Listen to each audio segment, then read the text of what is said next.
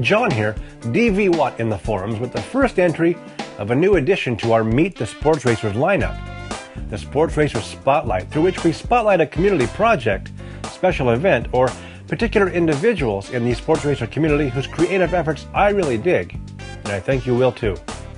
You can expect these spotlight entries to be fairly short and simple and tucked in between the regular full-length episodes of Meet the Sports Racers. In this mini episode, we spotlight the MAH Ze Frank Weekend. During a very special weekend this past January, sports racers and Ze Francophiles from far and wide converged on the Museum of Art and History in Santa Cruz, California, to participate in special events as part of the museum's Work in Progress exhibition. This exhibition ran from mid-December of last year to March 17th of this year, so at the time of this posting, it's just completed its 3-month run and encompassed the works of a variety of artists and mediums situated throughout each of the floors, rooms, staircases, and landings of the museum. And it was all an incredibly fascinating exploration into collaborative creativity. But it's the first floor that was of a very special relevance to the sports racer community, because it was here that you could find on exhibit the results of some of the unique, entertaining, insightful, inspiring, and at times deeply moving expressions of creativity from this community. On display there were a number of exhibits that might be familiar to you if you're a regular viewer of a show with Ze Frank or an active member of the forums at zefrank.com, because a fundamental component of their development involved the collective efforts of forum members.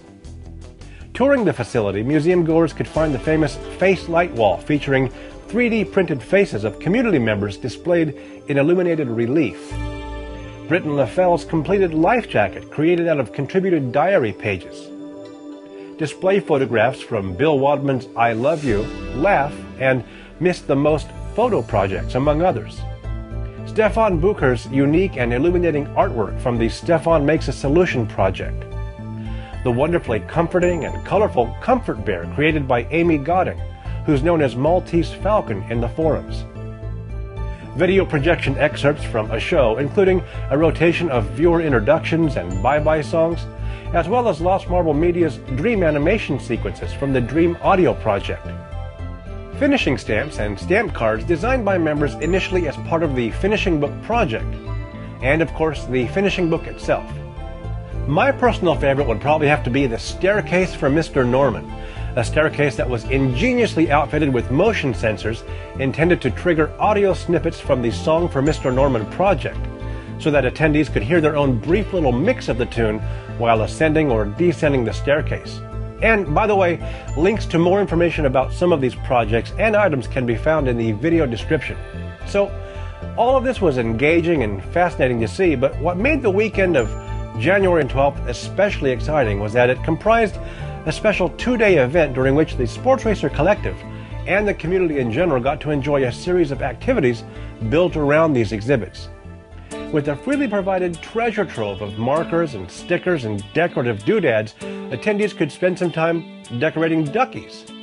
The incredibly talented Marrero provided coloring sheets for attendees to color images from the Coloring Book project.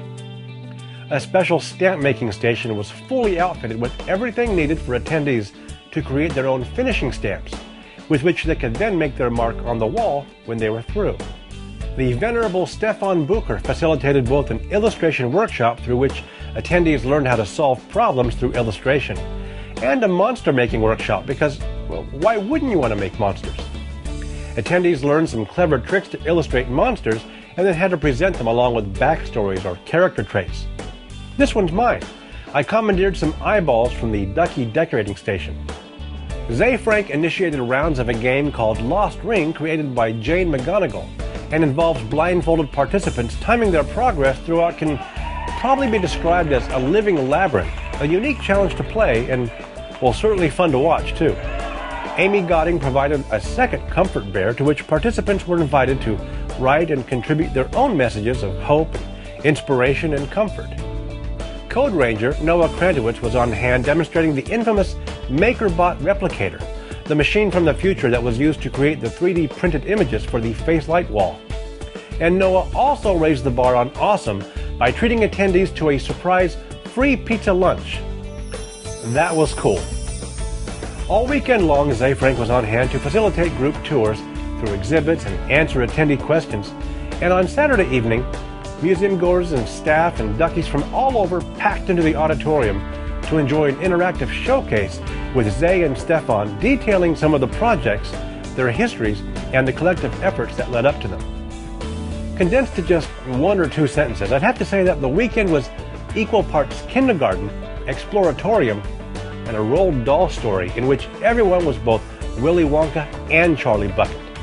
And while pretty much any description of the event might focus on the details of the various projects, and rightly so, it's hard to miss that the spark that ignites such efforts and the core that breathes through them is collaboration, and by extension, community. All in all, it was a tremendously fun and fascinating event, and I've never been to anything else quite like it. So should another such event ever pop up on the calendar, I highly recommend that you check it out. You'll be glad you did. If you want to stay up to date on this video series, I invite you to subscribe to this YouTube channel so you can be notified when new videos get posted or to have them show up automatically in your YouTube feed. And if you haven't yet been to the forums at zefrank.com or haven't visited in a while, maybe it's a good time for you to stop on by. There's always something going on, and I sure do look forward to seeing you there. Thanks for watching, and I'll see you soon.